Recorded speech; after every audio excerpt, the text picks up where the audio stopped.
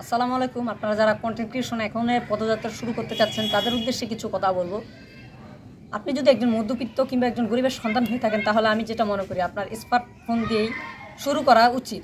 আগে কোনো দামি ক্যামেরা কিংবা দামি মাইক্রোফোন আপনার নেওয়া উচিত হবে না আমার মতে। যেটা আমি একজন মধ্যবিত্ত ঘরের সন্তান কিংবা গরিবের সন্তান, আপনি যাই বলেন, ভিডিওটি শুরু করার আগে একটু অনুরোধ করবো, যারা চ্যানেল নতুন অবশ্যই চ্যানেলটিকে সাবস্ক্রাইব করে দেবেন, পাশে থাকা বেল আইকনটি ক্লিক করে দেবেন এবং ভিডিওটিকে লাইক করে দেবেন। লাইক করলে আরও মোটিভেট হবো আর নিত্য নতুন ভিডিও আপনাদের মাঝে নিয়ে আসতে পারবো। বন্ধুরা, এবার চলে আসা যাক মূল বিষয়। সেট করে নিতে হবে।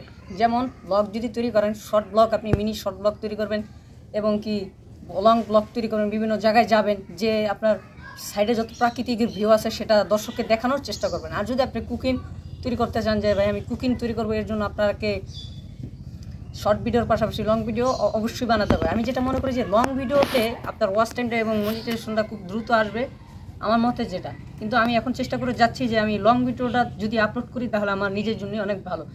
আর আপনাকে বেসিক্যালি ক্যাটাগরিটা যদি আপনি চুজ করতে পারেন তাহলে আপনার নিজের জন্যই ভালো।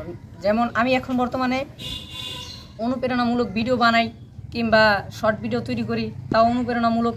এর জন্য আমি চ্যাটজিপিটির মাধ্যমে হেল্প নিয়েছি।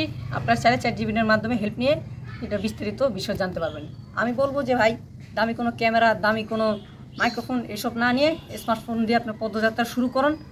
দেখবেন অনেক সাফল্য যারা কন্টেন্ট ক্রিয়েটর তারা কিন্তু প্রথমে স্মার্টফোন দিয়েই শুরু করে, তারপর তারা সফলতা অর্জন করার পরে তারা দামি মাইক্রোফোন, দামি ক্যামেরা এইসব কেনার তারা চিন্তা ভাবনা করে। আশা করি বুঝতে পেরেছেন। এই পর্যন্ত ভিডিওটি থাকছে। আল্লাহ হাফেজ।